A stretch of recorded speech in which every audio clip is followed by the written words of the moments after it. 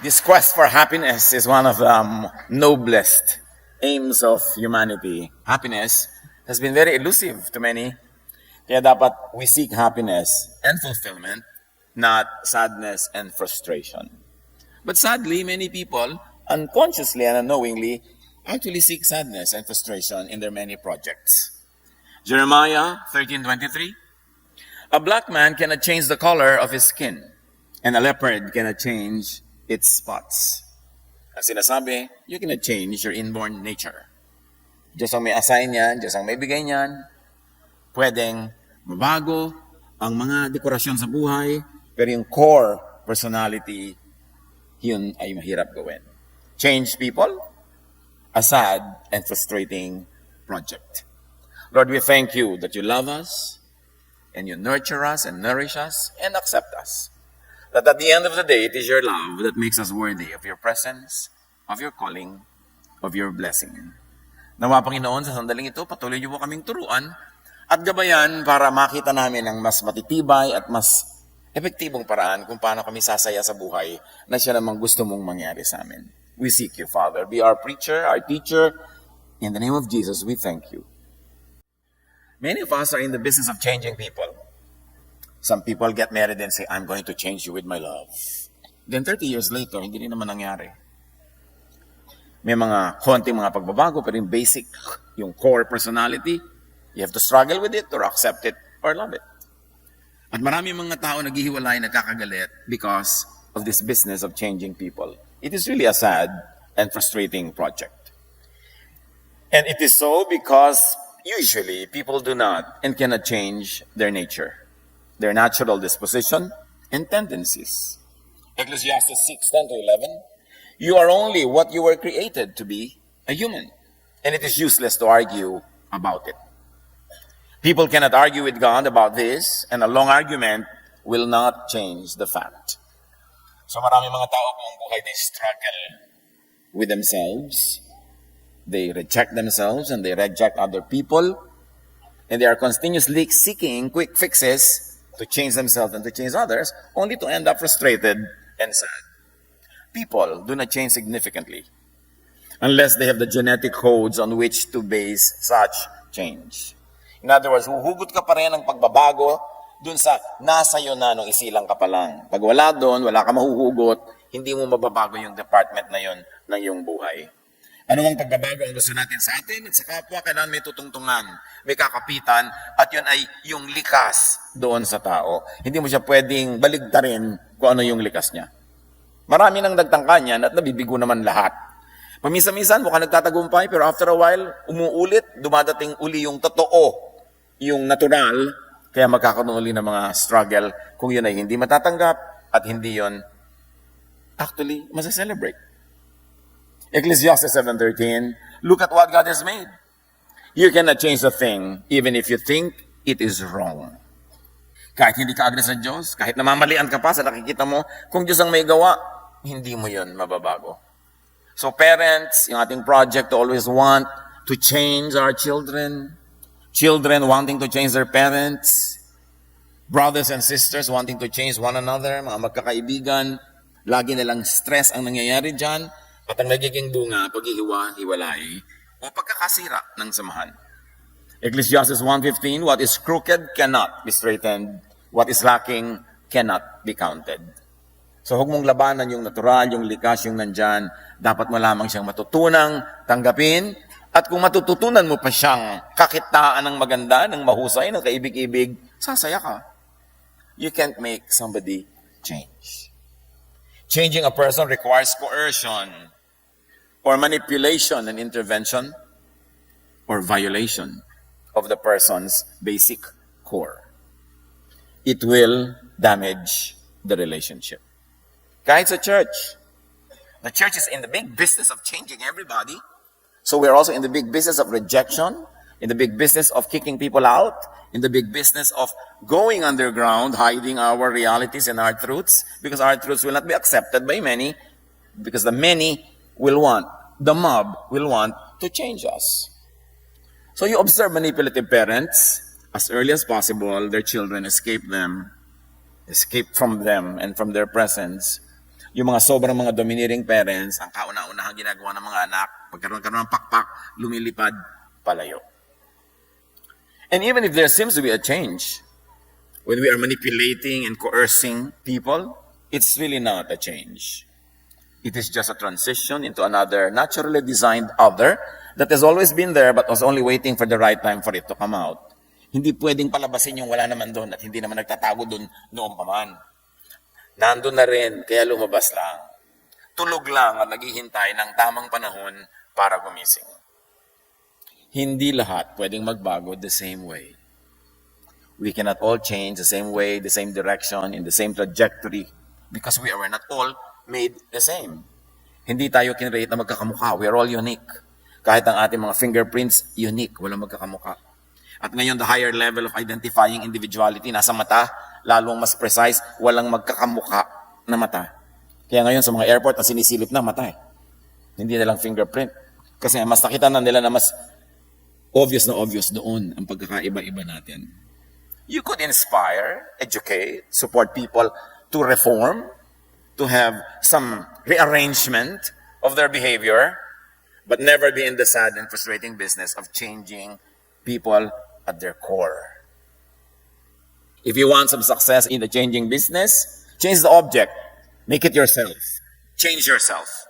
You will have better success there. Imbes ambisyonin mong baguhin ang kapwa para magbumagay sa kagustuhan mo, baguhin mo ang iyong pananaw, baguhin mo ang iyong sarili, baguhin mo ang iyong ugali, mas malaki ang tagumpay. Kasi kung ang pagbabago ay nagmumula doon sa taong babaguhin, mas nagtatagumpay yun. Kung ang pagbabago ay isang pasya nung taong dapat magbago o gusto magbago, mas nagtatagumpay yun. Kesa yung pagbabagong iginigiit, ipinipilit, idinidiin sa ibang kapwa. Change your attitude towards others instead of changing them. Apply this in your family life. Apply this among your friends. Magkakaroon talaga ng peace on earth and goodwill to men when we work on changing ourselves instead of in changing the person next to us. And you can change only yourself. You cannot change others. But even then, you can change only yourself, but only up to a point. Up to a point allowed by your own nature. Kahit gusto mo rin baguhin yung nature mo na inborn, you have to live with it and die in it and with it. Hindi pwedeng gayahin ang iba. You can change only up to a point that you can conceive, that you can like, that you can imagine, that you can believe in. Pag hindi ka rin naniniwala na mababago mo yung sarili mo, kahit ano pang gawin sa'yo, hindi ka pa rin magbabago. Kailangan paniwalaan mo yun. Kasi pag nagbago na yung isip mo, doon susunod yung kayong katawan. Pero hindi mo rin kaya yung baguhin ang iyong isip beyond what is really there naturally, na mukhang sa simula ay wala doon, pero pagka nabigyan ng tamang nurture, tamang environment, tamang stimulus, lalabas at lalabas din yun. Pero kung wala yun doon sa simula, walang lalabas. Dapat nating tanggapin ang limitasyon ng mga pagbabagong pwedeng mangyari sa isang tao kahit sa ating sarili. Para hindi tayo lagi na-frustrate. Gaano kalaki na ang frustration ng mga mag-asawang ang tagal-tagal na, paulit-ulit, hindi na talaga nagbago? Yung ang asawa mo, utangera. Hindi butangera, iba yun. Utangera. Wala ka nang ginawa kundi magbayad ng utang niya. Wala nung honeymoon nyo, utang lahat. Lagi may utang dito, may utang doon. Pag binuksan mo siguro yung mga jeans niya, nasa microscope, makikita mo yung utangera jeans. Tapos makikita mo, nanay din niya, ay, nga, lagi-lagi. Meron palang ganon. May mga ugali na hindi mo na talaga yun mababago. Lagi yung pinag-aawayan, mga ngako siya, hindi rin magbabago na isang araw, tapos mamaya babalik, paulit-ulit. Mabuti pa, tinanggap mo na lang yung araw pa at hinanapan mo ng ano kaya ma-enjoy ko sa ugali niya. Nauna ay ayaw ko, baka naman merong maganda to, kailangan ko itong hanapin, kaysa malungkot ako buong buhay.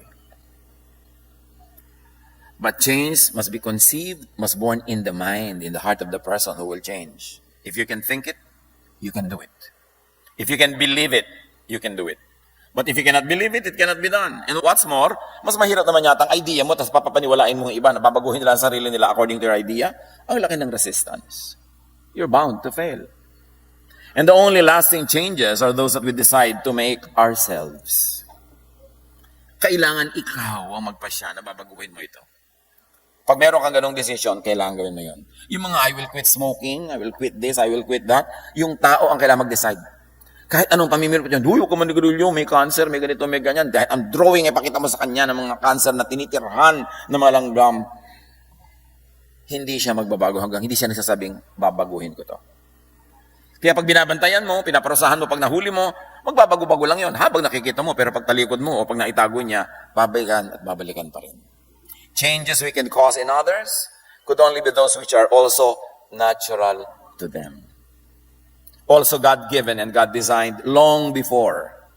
Ecclesiastes 1:10, is there anything of which we can say, look, there is something new, or this is something new? It was here long ago. It was here before our time. So kahit sa ating mga, ay, nagbago ako, naging ganun ako. Mula nung naborn again ako, naging ganito ako. Mula nung nag-Bible study ako, naging ganun ako. Nandun na rin yun, nasa codes mo na, hindi pa lang lumalabas kasi hindi na nurture, hindi na nourish. Pero hindi ko man nagbago ang isang born-again Christians kababasa ng verses, ibig sabihin, ganun ding pagbabago ang mangyayari sa kanyang kapwa. Kasi yung nagbago, may pinagbabasihan na nandun na sa kanyang sariling personalidad na maaaring wala doon sa kapwa niya. So hindi mo pwedeng hanapin sa kapwa ang pagbabagong nangyari sa iyo kahit pareho kayong kumakanta, umaawit, nagwo-worship. Kasi iba-iba tayo. So much frustration can happen when you expect the same spiritual, emotional, and even personality changes because you're all now exercising the same faith or believing in the same God. Kailangan hanapin mo kung ano yung likas sa tao at doon mo ibase ang gusto mo maging development niya. Hindi mo pwedeng hugutin ang wala sa loob. And the only intervention we could do is to rouse covert nature into overtness. Gisingin mo lang yung tulog, ilabas mo yung nakatago, pero kung wala talaga doon, wala kang ilalabas. It will be a frustrating business. 2 Corinthians 3:18, and we all are being transformed into His image with ever-increasing glory, which comes from the Lord.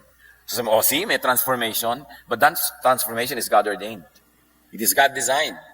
And that kind of transformation is a basis, because that God concept in us, and that image of God in us has been in us and with us since we were conceived.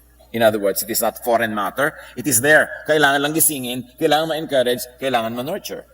Designed na noon pa. Kaya pwedeng mangyari.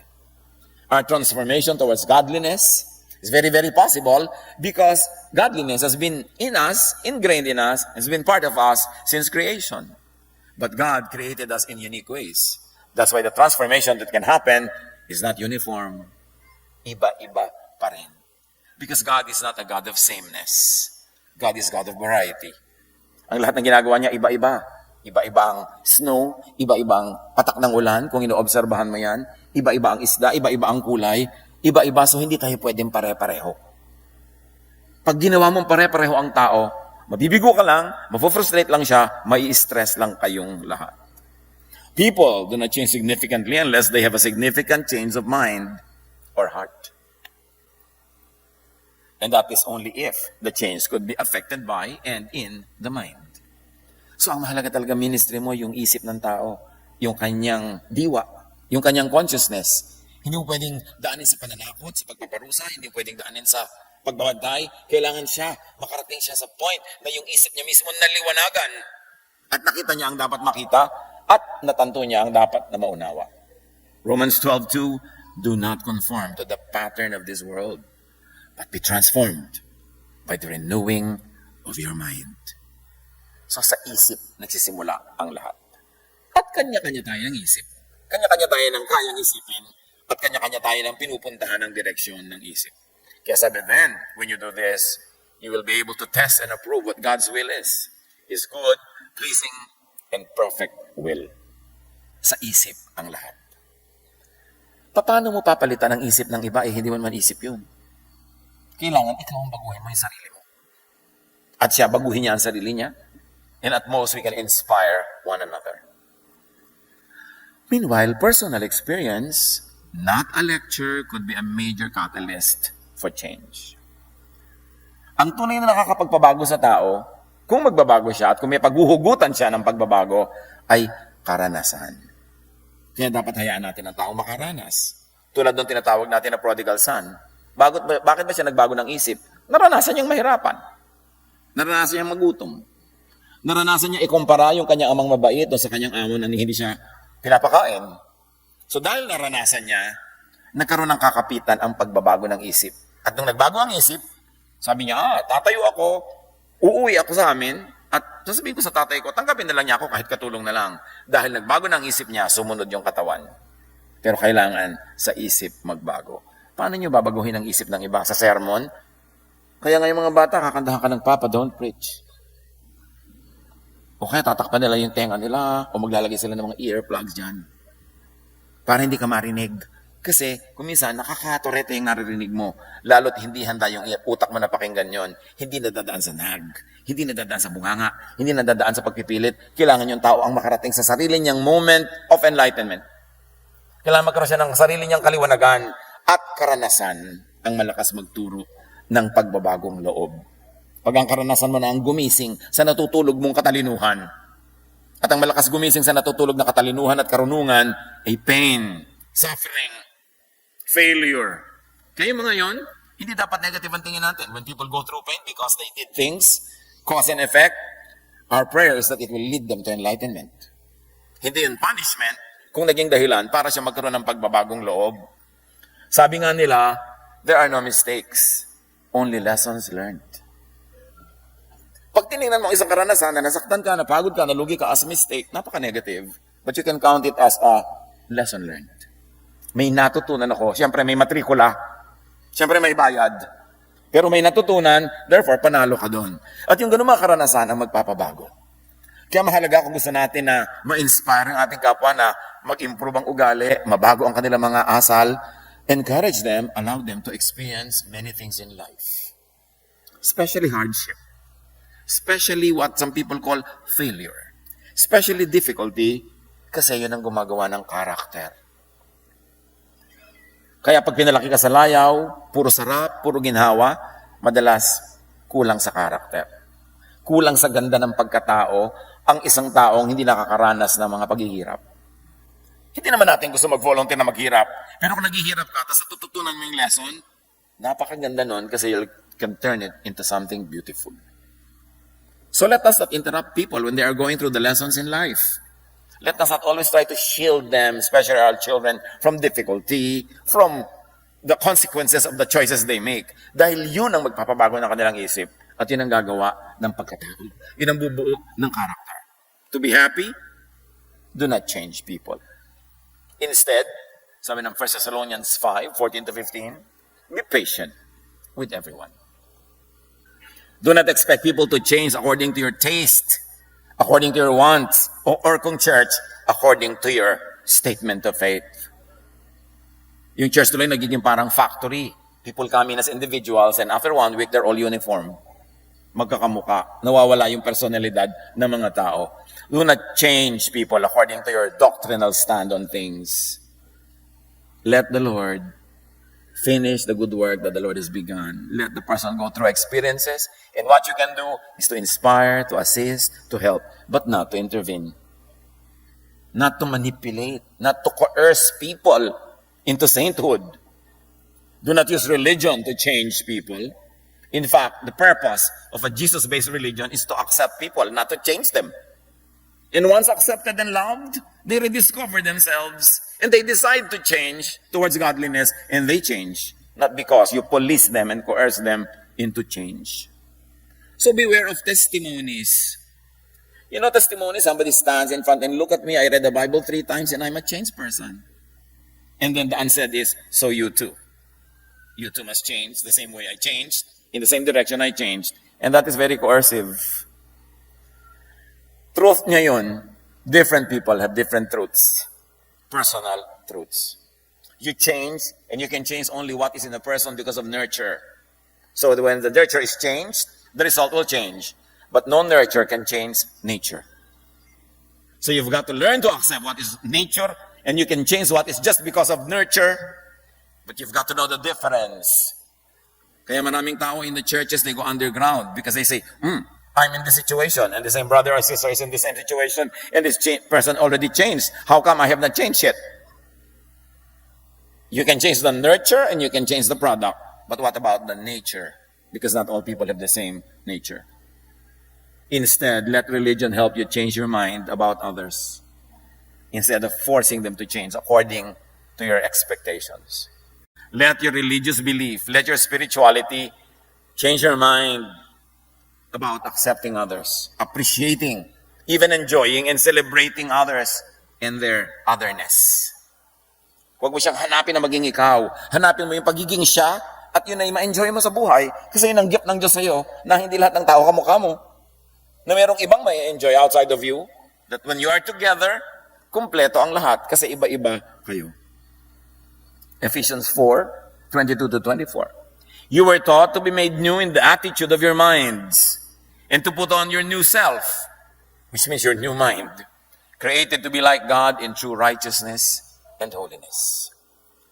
Kailangan yung new attitude comes from a renewed way of thinking.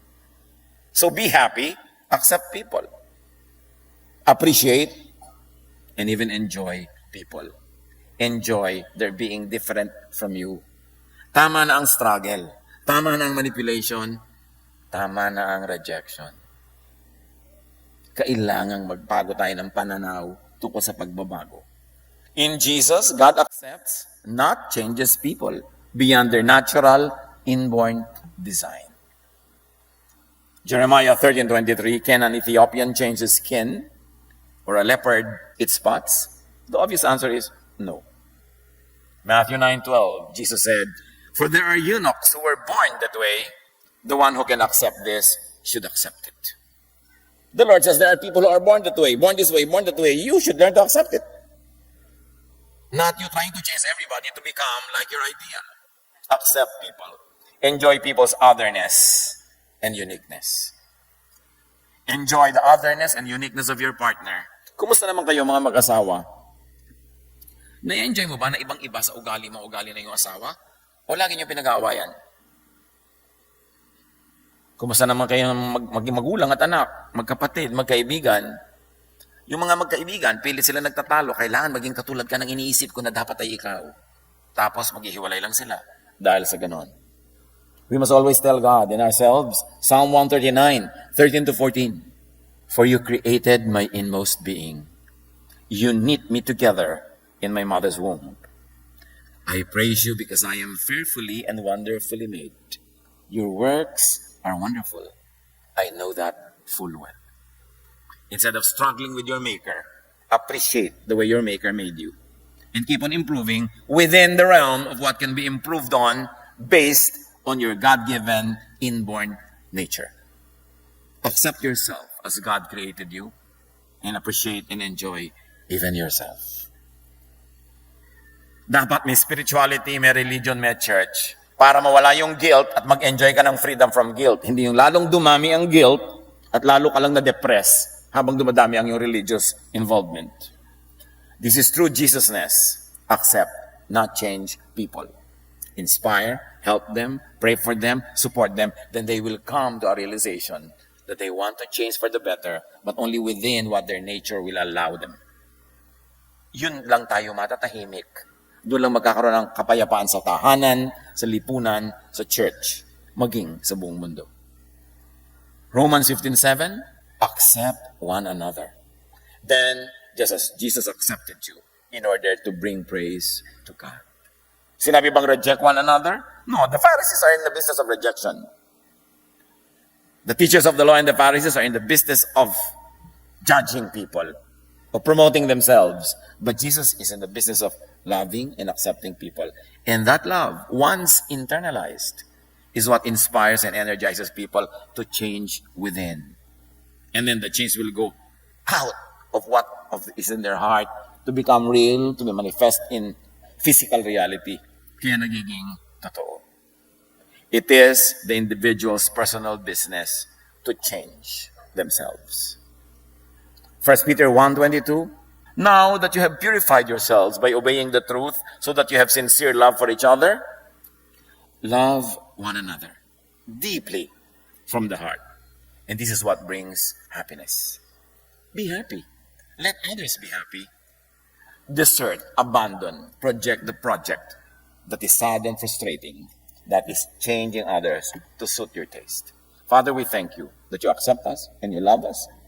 And beyond that, you really help us to change for the better, to move from glory to glory, but only within what our thought allows, what our body allows and within what our nature allows. Turuan mo kay Panginoong tanggapin ang aming mga sarili, tanggapin ang mga mahal namin sa buhay, nang sa ganon, mabawasan o mawala ang pakikipagtunggali, ang mga contest, ang struggles among us. Pagbulay-bulayan natin ng mga kapatid, at nawa, dahil dito, lalo tayong maging masaya at makapwesto tayo to receive God's blessings of happiness. Be with the Lord in silent reflection.